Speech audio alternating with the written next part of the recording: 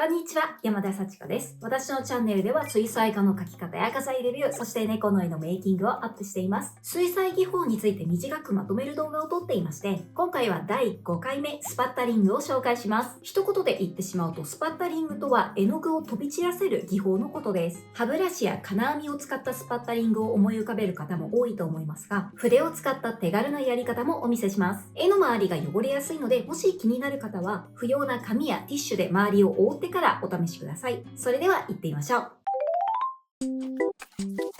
では、まず最初に筆を使ったスパッタリングをお見せします。1本だけでもできますが、私のおすすめは2本使ったやり方です。まず1本だけの方をお見せしますね。パレットに使いたい絵の具を溶きます。そしてこのまま筆先を指で弾きます。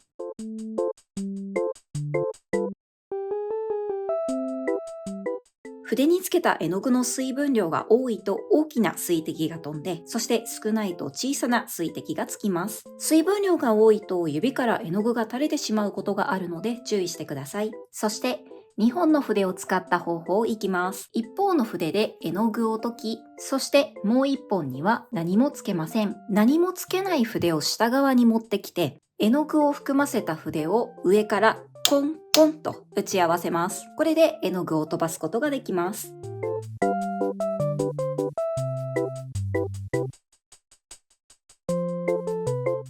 筆1本の時と違って手を汚さずにできます。この何もつけていない方の筆は棒状のものであれば筆でなくても構いません。こちらも絵の具の水分量によって飛沫の大きさが変化します。筆を使ったスパッタリングは比較的大きな水滴が飛びやすいです。これからお見せする歯ブラシと金網を使ったスパッタリングはもっと細かく霧状に絵の具を散らすことができます。と、その前に一番最初にお見せした筆1本のスパッタリングと同じやり方が歯ブラシでもできるんです。歯ブラシに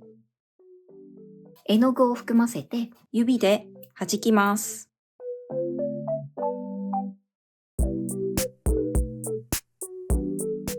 こういったスパッタリングを私は歯ブラシよりも筆を使ってやることが多いですが、歯ブラシを使う方がしっくりくる、やりやすいっていう人もいると思ったのでお見せしました。私個人的には歯ブラシの方がこういった水滴の大きさの調整が難しいように感じます。でも人それぞれやり方が違うので、もし気になった方は筆も歯ブラシも両方を試して確かめてもらえるといいかなと思います。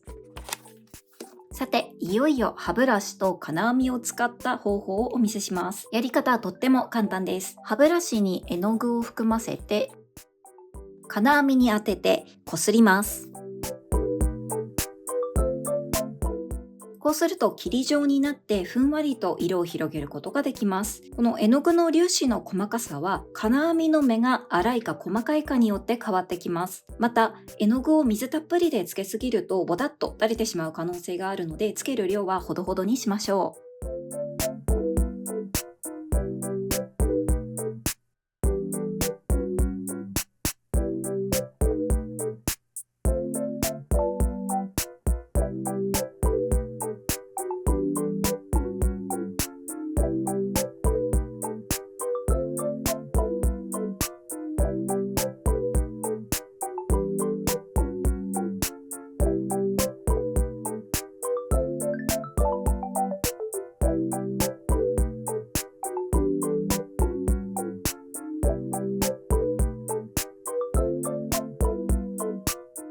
スパッタリングでは絵の具の飛び散る方向をある程度は予測してコントロールすることができますが、思わぬところに飛んでしまう可能性も大いにあります。絵の具を飛ばしたくない部分はあらかじめティッシュや紙の切れ端で覆っておきましょう。慣れないうちはいきなり本番で挑戦せずに練習することをお勧めしますが、1色でも何色か使ってもスパッタリング特有の独特な効果を得ることができて、絵の中のいいアクセントになってくれます。きっと表現の幅が広がると思いますので、ぜひチャレンジしてみてください。さて、いかがでしたでしょうか？動画が良かった、参考になったという方、チャンネル登録と高評価よろしくお願いします。ご視聴いただきありがとうございました。また次回の動画でお会いしましょう。